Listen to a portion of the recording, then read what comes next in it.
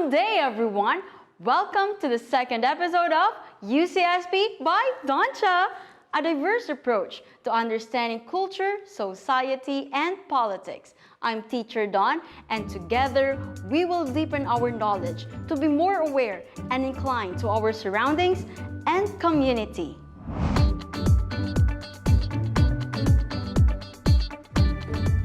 How's your travel and learning experience when we were in Baguio, Cebu, and Davao City last week? Was it fun?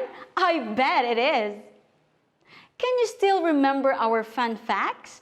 Be sure to always remember them.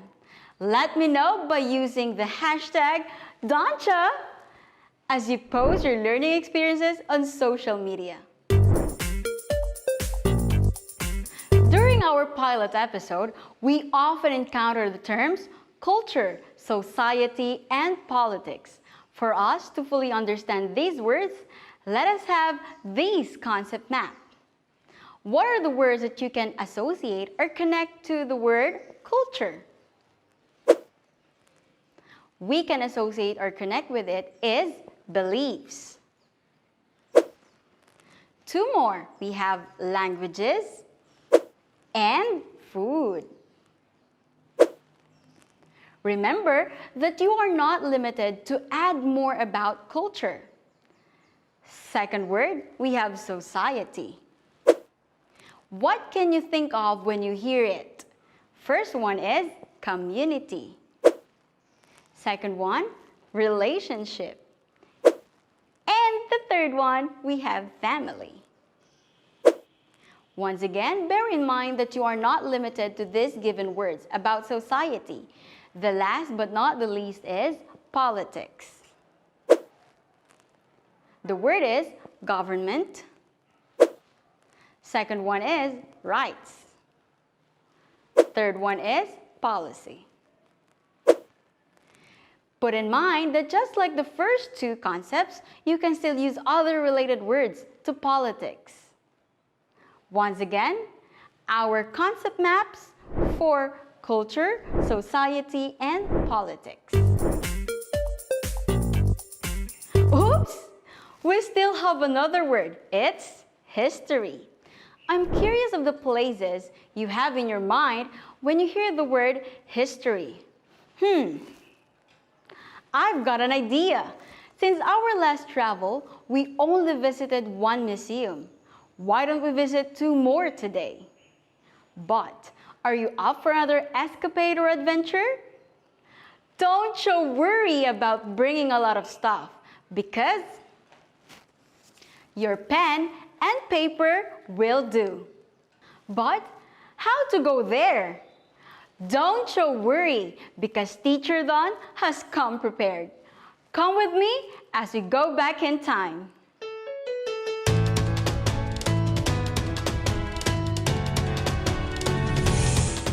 Welcome to the Bangus capital of the Philippines, the Gupan City. Don't you know that this train is one of the oldest trains in the Philippines?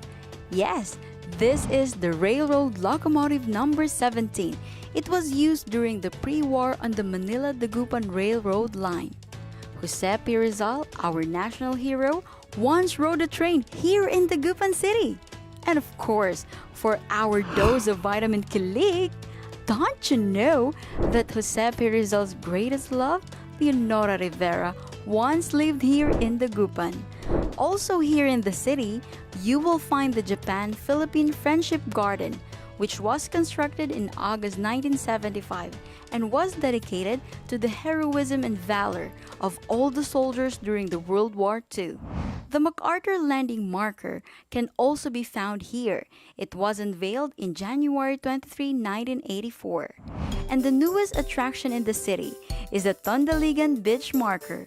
And of course, one of the city's pride is the Dagupan City Museum located at the heart of the city. And that is our first destination for this episode. Come with me, let's go inside.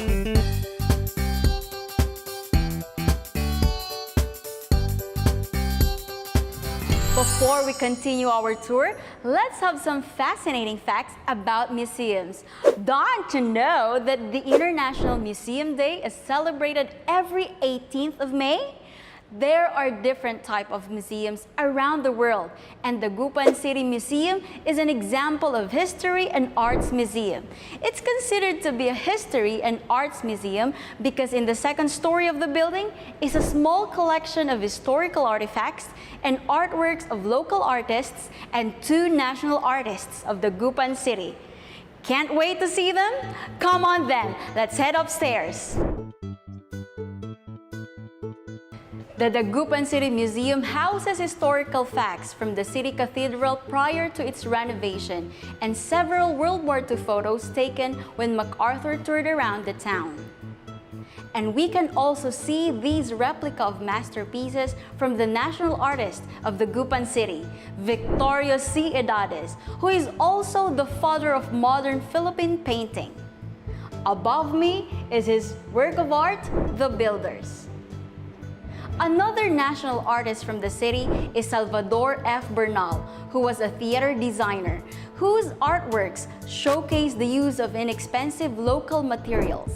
It is an honor to have a national artist from a certain place. How much more if there are 2? It is a great honor indeed.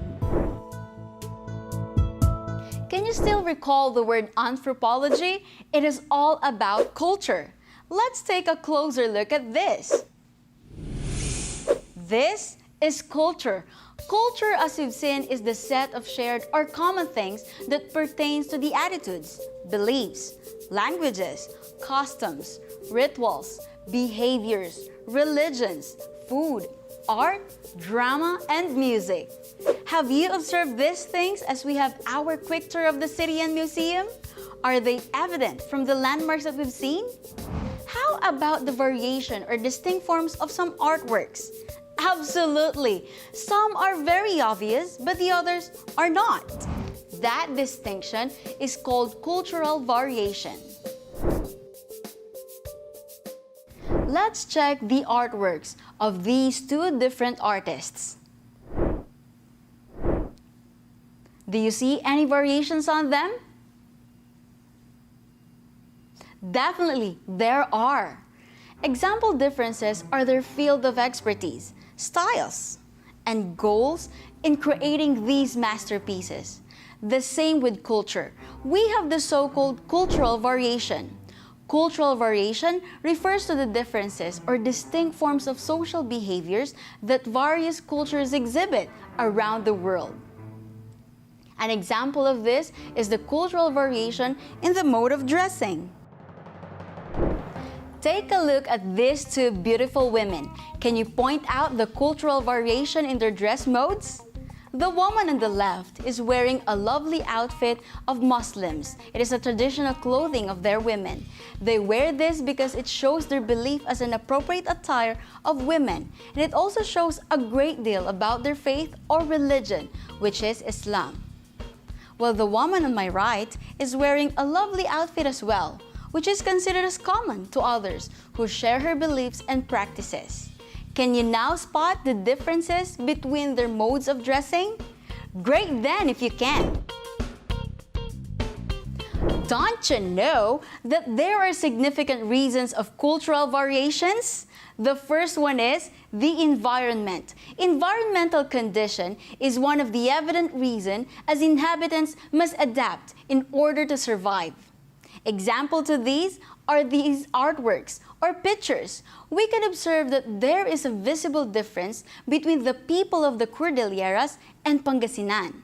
The latter has a mountainous terrain. Their major lifestyle is influenced by farming. While in Pangasinan, which has coastals and beaches, that's why fishing greatly impacted its mode of living. Second is isolation. It means one society cuts its interactions from other society. Thus, the kind of culture will continue free from the influence from other societies. The Tibili tribe of South Cotabato is one of the well-known tribal group in Mindanao. This tribal group is living in a traditional way comparable with how their ancestors lived centuries ago. They are also known for their very intricate and unique beadwork, wonderful woven fabrics, and beautiful brass ornaments. Their culture is richly connected with and inspired by nature. They have a distinctive and very well-preserved culture that is keeping their characteristics and ancient traditions alive, and it remains to be unmarred by the present modernity of our country. Third is technology. The availability to tools, equipment, or machineries likely affects the values and beliefs of economic and social interactions. A decade ago, if we really wanted to tour a place or a museum, we need to be there physically. And yet, nowadays, we have this so-called virtual tour of places and even museums. And this was made possible by none other than the fast-evolving technology. Another example to it is the International Rice Research Institute. Don't you know that there are 17 countries associated with it, and the central office is located in Los Baños, Laguna, here in our country? Can you recall the words we connected with society? It's great if you can still do. They are community, relationship, and group. What is society then? Society is a group of people who share the same laws, rights, and resources. It does not only pertain to your barangay or village, but even those people who live far from each other are still a part of the same community. For instance, the entire Philippine population is considered as a large society, but it is composed of different small societies. This difference is called social difference. It refers to the dissimilarities among individuals based on their social characteristics and qualities. But for larger societies, it includes race, ethnicity, class, age, sex, gender, group, and others. People differ in race. Here in Dagupan City, we can meet people from the different parts of the country and the world. People differ in sex, which refers to the biological characteristics of human, such as male or female. They differ in gender. Gender refers to the socially constructed roles, behavior, activities, and attributes. And lastly, people differ in social standing or status. Why are these things evident? Because of social change. It is the alteration of society over time, or changes in human interaction, or change in system of social relationships. Change exists, and this is evident or observable, just like the changes in our community. We experienced national lockdown, curfew hours, and other restrictions due to the COVID-19 pandemic. I know for sure that you've been also affected by it one way or another. And this is how culture and society are interconnected with each other. The changes that happen in the society affect the way of life, beliefs, and our values of the people in a certain area. With all these changes and variations, still, our political identity is developed and manifested. Speaking of political identity, let's move on to our next museum destination. Welcome to the heart, soul, face, and the Bogoong capital of Pangasinan, Lingayen! Don't you know that Lingayen means looking back? Don't you also know that the 12th President of the Philippines, Fidel V. Ramos, was born here in Lingayen on March 18, 1928? And there's a replica of his house which features a number of his family mementos. It is also here in Lingayen where we can visit the one-of-a-kind Campana Museum in the country, which is housed within the compound of the Cathedral of the Epiphany of Our Lord. It displays 6 antique bells from the 1800s. Next is the Lingayen Beach and Baywalk, which offer a scenic spot for picnics, gatherings, and a perfect place to meditate and contemplate. Near the Baywalk is the Provincial Capitol Building. It has been dubbed as the best provincial capital in the Philippines. We're here at the Open Museum of the Province, where we can all go back in time and witness some of the great history events in the country that greatly affected the political system. One of the attractions here is the Veterans Memorial Park, which is home to all the relics of historical events that happened at this site during World War II. This houses some of the aircrafts, weapons, and tanks used during World War II to combat the Japanese occupation, and a collection of historical photographs. These are but a few testaments of the rich history that Lingayen is proud of. Also, these things allow us to see a glimpse of the political history that happened not only here, but in the entire country. For us to have a deeper understanding about political history, let us identify first the word politics. We've already identified some related words about politics, so I guess you already have an idea about it. Don't you forget that Aristotle has a book entitled Politics. If you are really curious about it, why don't you read it? To gain more knowledge.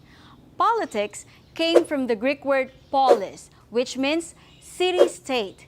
It is the science of government, or a systematic body of knowledge that deals with the government and regulations. It is also defined as an art because it involves the exercise of control or authority within the society. Politics is also about conflict and cooperation.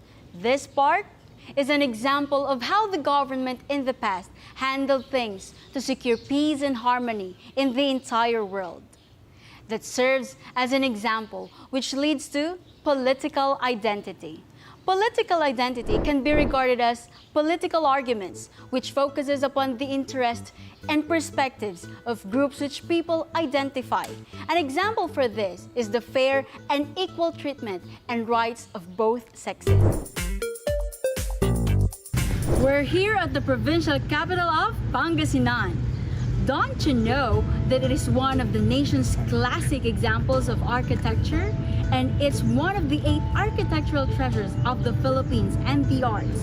This very structure speaks of how culture, society, and politics are connected to each other. These 3 are interconnected with each other in various observable ways around us. Most of the time, the places such as museums and historical landmarks are somehow unappreciated by today's generation. Don't you forget that these things are our link to the past that help and develop, shaped the kind of culture, society, and politics that we are all experiencing and enjoying right now. Pop culture or popular culture that we are all so familiar with will never exist without these things. Do you also have historical destinations in your own cities or provinces that you're familiar with? I bet you do. Don't you also forget to post in your social media accounts or write on your UCSB modules the TML phrase. T stands for the topic was about. M stands for it matters because. And L stands for I've learned that. Oops! It's getting late and it's time to go back in our classroom. It's a wrap! Another tour and fascinating facts that gave us awareness of our community and surroundings. I would really love to hear from you, dear grades 11 and 12 and UCSB fanatics out there. What is life but one grand adventure? This is Teacher Dawn, your museum docent or tour guide for today, wishing you all a great day ahead. See you in the next episode of UCSB by Doncha, your diverse approach in understanding culture, society, and politics. Balbalag, ya salamat, at sikayon amin.